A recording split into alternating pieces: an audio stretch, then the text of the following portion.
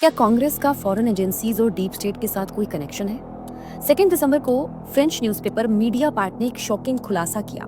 इस रिपोर्ट में एक डेंजरस ट्रायो का जिक्र किया गया।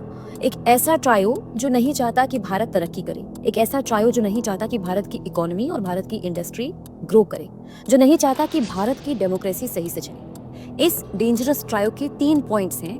पहला पॉइंट, जॉर्ज सोरोस का ओपन सोसाइटी फाउंडेशन जो अमेरिका में बैठा है। दूसरा पॉइंट है एक ग्लोबल मीडिया एजेंसी OCCRP, और तीसरा पॉइंट भारत में ही बैठा है राहुल गांधी।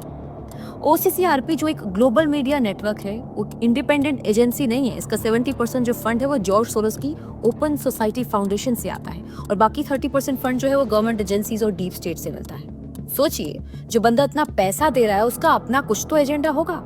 जॉर्ज सोरोस की सोच हमेशा से एंटी इंडिया रही है। जब OCCRP को इतना पैसा मिलता है तो जाहिर सी बात है उनकी रिपोर्टिंग भी बायस्ड है, और सोरोस के एजेंडा को कहीं ना कहीं फॉलो करते हैं, और ये एजेंडा आगे बढ़ाने का काम करते हैं भारत में बैठे राहुल गांधी।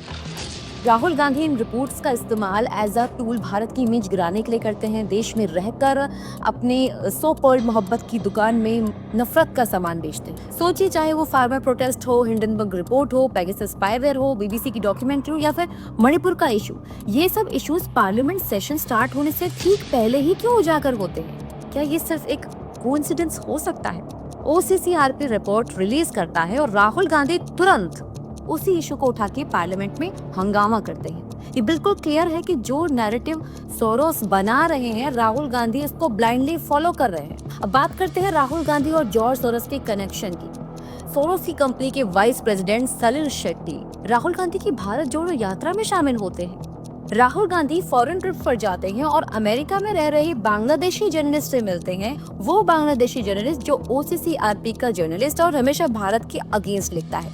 ये सब कुछ ये दिखाता है कि राहुल गांधी नहीं चाहते कि भारत आगे बढ़े, वो नहीं चाहते कि पार्लियामेंट सही से चले। वो अपनी पॉलिटिक्स और कुर्सी बचाने के लिए देश को नुकसान पहुंचाने से भी नहीं झिझकते। तो ये क्या सिर्फ एक कोइंसिडेंस है या सोची समझी साजिश?